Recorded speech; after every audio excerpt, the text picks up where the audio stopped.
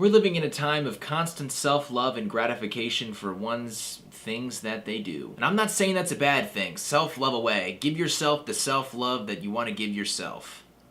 Me, I have trouble doing that. I don't know, like, I've never been one to just immediately think when I'm looking in the mirror, like, you're sexy. I had to, like, teach myself a little bit that it's okay to give yourself, you know, compliments once in a while. But I always gave myself, like, backhanded compliments.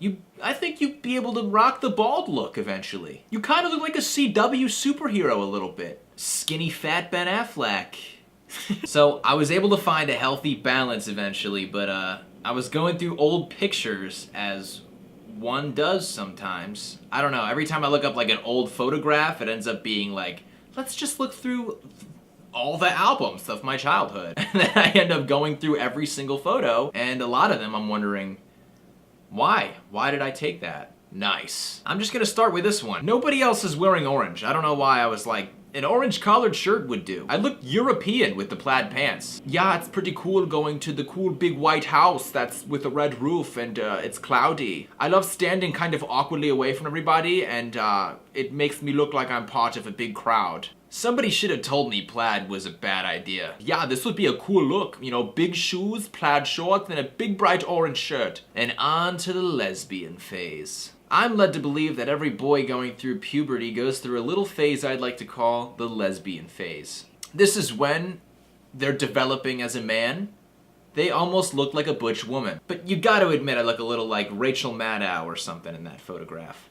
Here's another thing too. You know, hats never work on my head. I just always had a big ass head. That's how I had to wear hats. Just like topped on like the back of my head like a yarmulke. Yeah, this was for so there was like 80s day at my school, and this is how much I knew about the 80s. I have a Jimi Hendrix shirt on. Music, right? I got some of the parts of the outfit right. I look like I'm ready to go to my porn shoot. I invented the basic bitch pose. Whoever said that they created it, I made that shit first. I got the leg up, my body's looking skinny thick, I'm like feeling good. Just caption this shit. Living my best life. I'm proud of this picture. That's why I put it up there, let's be honest. I invented that pose. Every girl to this day uses that shit. Goes to New York once. This is like my first time in New York City and I was like, yo, I should take a picture in Times Square with a leather jacket on and in a backwards hat. And look at the dude in the back too. He's like, you fucking tourist, oh my god. Oh, part 2 of hats don't fit. Look how I'm wearing my hat. What?